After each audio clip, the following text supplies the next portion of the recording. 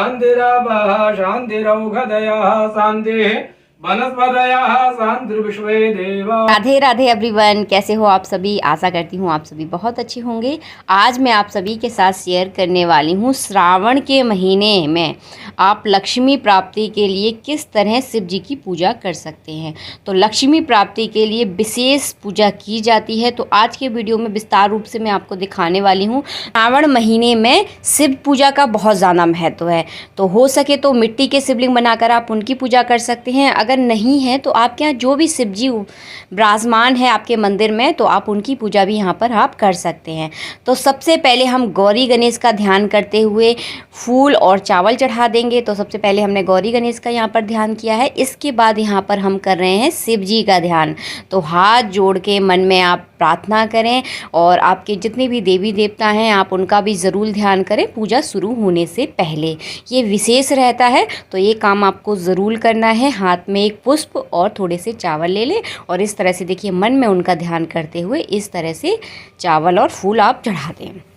तो देखिए पूजा की शुरुआत जो है ना वो इस प्रकार की जाती है। शिव अभिषेक में पहले के वीडियोस में आप सबके साथ बहुत बार शेयर कर चुकी हूँ। इस वीडियो में जो मेन चीज़ें हैं उनको इस वीडियो में ज़रूर दिखाऊंगी। तो देखिए सबसे पहले स्नान कराया जाता है गंगा जल से। तो जल में हमने थोड़ा सा गंगा जल मिला दिया है। तो सबसे पहले हमने देखिए यहाँ पर गणपति जी का स्नान करवाया है, उसके बाद पार्वती माता को, उसके बाद नंदी जी को स्नान करवाए। इसके बाद आप शिव जी को स्नान करवाएंगे। तो इसी क्रम में आपको सभी को स्नान करवाना है। इसके बाद देखिए हम कच्चे दूध से यहाँ पर स्नान करवा रहे हैं। तो सबसे पहले गणेश जी पर चढ़ाएंगे, उसके बाद पार्वती माता पर, उसके बाद देखिए नंदीश्वर हैं तो नंदीश्वर पे आप चढ़ा दीजिए। उसके बाद देखिए हम सर्प पर चढ़ाएंगे और इसके बाद हम शिव जी पर स्नान कराएंगे। तो इस तरह से देखिए यूँ धार लगाकर भी आप चढ़ा सकते हैं। तो देखिए इस तरह से सबसे पहले आपको स्नान करवाना है। तो दूध से स्नान करवाने के बाद देखिए हम यहाँ पर शुद्ध जल से स्नान करवाएंगे। तो इस तरह से थोड़ा थोड़ा सगुन का आप चढ़ा दीजिए। अगर आप ज़्यादा जल चढ़ाना चाहते हैं तो नीचे कोई बड़ा बर्तन रख लीजिए ताकि आपका जो जल है ना वो बिल्कुल भी नहीं फैलेगा। इसके बाद देखिए हम यहाँ पर दही से स्नान करवा रहे हैं। तो दूध के बाद जो है ना वो दही से स्नान करवाया जाता है। दही से हमने स्नान करवा दिया। दही से स्नान करवाने के बाद हम यहाँ पर करवा रहे हैं शुद्ध जल से स्नान। तो इसी तरह से आपको स्नान करवाना है। और शिव जी की पूजा में अभिषेक का विशेष महत्व है। तो इस तरह से सबसे पहले आपको स्नान करवाना है, इसके बाद हम अभिषेक करेंगे। तो देखिए यहाँ पर हम करवा रहे हैं घी से स्नान। तो देखिए सबसे पहले हम थोड़ा सा घी गणेश जी पर चढ़ा देंगे। उसके बाद देखिए हम पार्वती माता पर चढ़ा रहे हैं। इसके बाद नंदी जी पर चढ़ा दीजिए और इसके बाद फिर आप चढ़ाएंगे सर्प पर और फिर चढ़ाएंगे आप शिव जी पर। घी से स्नान करवाने के बाद देखिए हम शुद्ध जल से स्नान हमें ज़रूर करवाना है। तो देखिए हमने यहाँ पर शुद्ध जल से स्नान करवा दिया है। इसके बाद चढ़ाएंगे हम शहद। तो देखिए सबसे पहले आप गणेश जी पर थोड़ा सा शहद चढ़ा दीजिए, फिर पार्वती मैया पर, फिर नंदीश्वर पर चढ़ाना है, फिर चढ़ाना है आपको सर्प पर और फिर चढ़ाना है शिव जी पर। अगर आपने पूजा में पूरा परिवार नहीं बिठाला है तो आप सिर्फ शिव जी पर चढ़ाएंगे। अगर इस तरह से आपने पूरा परिवार अगर बिठाला है तो सबसे पहले गणेश जी पर ही चढ़ाया जाता है। तो हो सके तो श्रावण के महीने में पूरे परिवार की आपको पूजा करनी है। तो इसके बाद देखिए हमने शुद्ध जल से स्नान करवा दिया है शहद से स्नान करवाने के बाद। उसके बाद देखिए हम यहाँ पर शक्कर से स्नान करवा रहे हैं। जी हाँ, शक्कर से भी स्नान करवाया जाता है। तो सबसे पहले देखिए गणेश जी पर हमने शक्कर चढ़ाई है। उसके बाद पार्वती माता पर जिस तरह हम अपने शरीर पर स्क्रब करते हैं ना, उसी तरह से देखिए हल्की हल्की हाथों से देखिए आपको इस तरह से मसाज करनी है शक्कर से।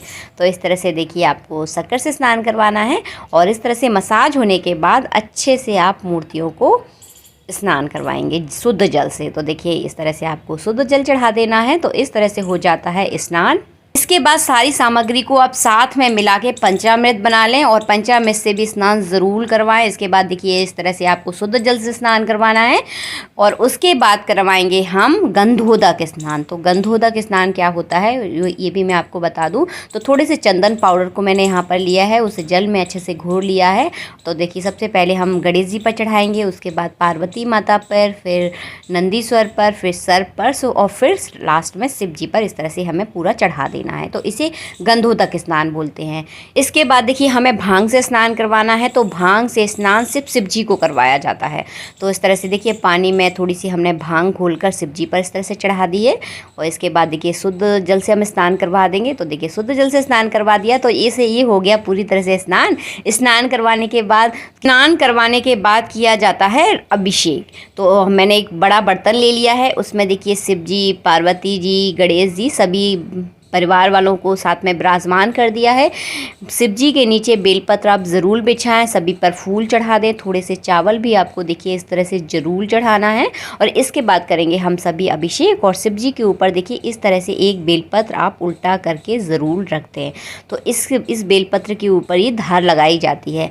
आप चाहें तो रुद्राभिषेक कर सकते हैं, अगर आपको रुद्री आती है तो रुद्राभिषेक कर लें, अगर नहीं आती तो मन में नमः शिवाय का जप आप ज़रूर करें। तो देखिए लक्ष्मी प्राप्ति के लिए जो विशेष जो अभिषेक किया जाता है वो किया जाता है गन्ने के रस से अभिषेक। अगर आप लक्ष्मी प्राप्ति अगर चाहते हैं तो श्रावण के महीने में हो सके उतनी बार आप गन्ने के जूस से अभिषेक आप ज़रूर करें शिव जी का। गन्ने के रस से आप भगवान शिव का रुद्र अभिषेक भी कर सकते हैं। अगर आपको रुद्री नहीं आती तो मन में आप नमः शिवाय का जप करें, और आपने जितना भी गन्ने का रस मंगवाया है तो उस रस से आप भगवान शिव का अभिषेक कर सकते हैं। अगर आपके पास इस तरह की सुरंगी अगर नहीं है तो कोई दिक्कत नहीं है, आप लोटा ले लें, नहीं तो गंगा सागर ले लें, उसमें आप गन्ने का रस भर लें और भगवान शिव पर इस तरह एक धार लगाकर आपको चढ़ाना है और मन में बोलना है आपको नमः शिवाय। तो अब ये पूरा आप अपने परिवार के साथ मिलजुल कर श्रावण के महीने में ज़रूर करें। आप चाहें तो कभी भी कर सकते हैं, लेकिन श्रावण का महीना भगवान शिव के लिए बहुत ज़्यादा विशेष माना जाता है। और लक्ष्मी प्राप्ति के लिए यह उपाय जो है वो अचूक उपाय माना जाता है। कहा जाता है अगर गन्ने के रस से अगर आप अभिषेक करते हैं तो आपके घर में कभी भी लक्ष्मी की कभी कोई कमी नहीं रहती।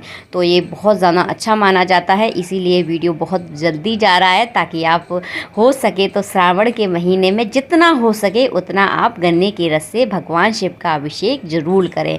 ये अभिषेक आप देखिए घर पर भी कर सकते हैं, बहुत सरल तरीके से मैंने आपको अपने वीडियो में दिखा दिया है।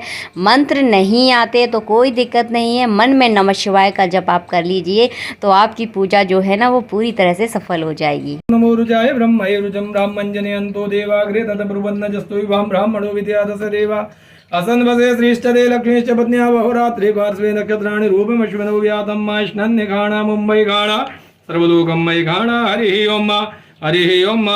लक्ष्मी प्राप्ति के लिए भगवान शिव का देखिए इस तरह से अभिषेक आपको ज़रूर करना है श्रावण के महीने में। और हाँ, बर्तन में जो गन्ने का रस है ना वो ख़त्म नहीं होना चाहिए। जो धार जो चल रही है ना आप लोग वीडियो में देख रहे हैं वो कभी रुकनी नहीं चाहिए, जब तक आप पूजा कर रहे हैं तब तक मन में आपको नमः शिवाय का जप करना है। और दूसरे बर्तन से इसमें आप गन्ने का रस ज़रूर डालते जाएँ ताकि देखिए जो धार है ना वो बिल्कुल भी ना रुके। इस चीज़ का आप विशेष ध्यान रखें, और हो सके तो अपने परिवार वालों के साथ मिलजुल कर पूजा ज़रूर करें, क्योंकि परिवार के साथ किया हुआ हर काम बहुत जल्दी सार्थक होता है।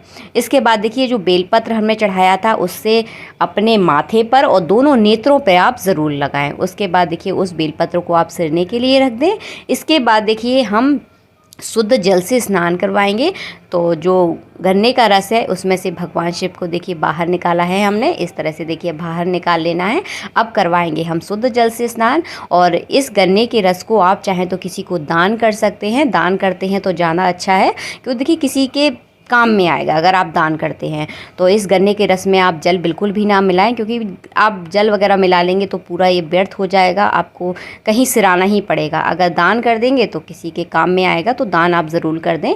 इसके बाद देखिए भगवान शिव के पूरे परिवार को हमने शुद्ध जल से स्नान करवाया है, और शुद्ध जल से स्नान करवाने के बाद कपड़े से अच्छे पोंछने के बाद दूसरे पात्र में भगवान शिव को कर दिया है यहाँ पर विराजमान। भगवान शिव को स्नान करवाने के बाद हमने की थी यहाँ पर इत्र की मालिश, और इत्र की मालिश करने के बाद देखिए भगवान शिव पर और उनके पूरे परिवार पर हमने वस्त्र अर्पण किए हैं। तो वस्त्र हमेशा 2-2 अर्पण किए जाते हैं, तो जनेऊ के रूप में यहाँ पर देखिए सभी पर हमने 2-2 वस्त्र अर्पण कर दिए हैं।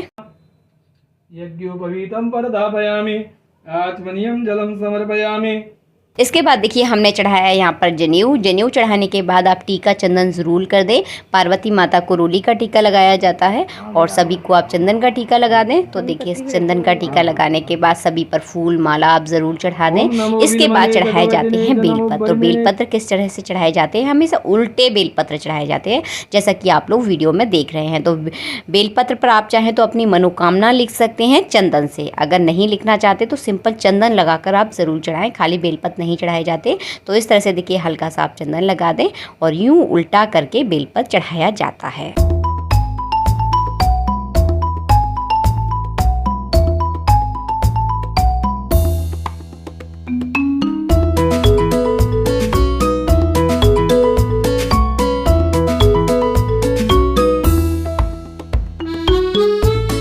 बेलपत्र चढ़ाने के बाद देखिए आप भगवान से समी पत्री आप ज़रूर चढ़ा दें। सफ़ेद दकौआ के फूल, धतूरे के गटा, जो भी भगवान से पर अर्पण किए जाते हैं अगर आपके पास है तो वो सारी चीज़ें भी आप भगवान से पर ज़रूर अर्पण करें।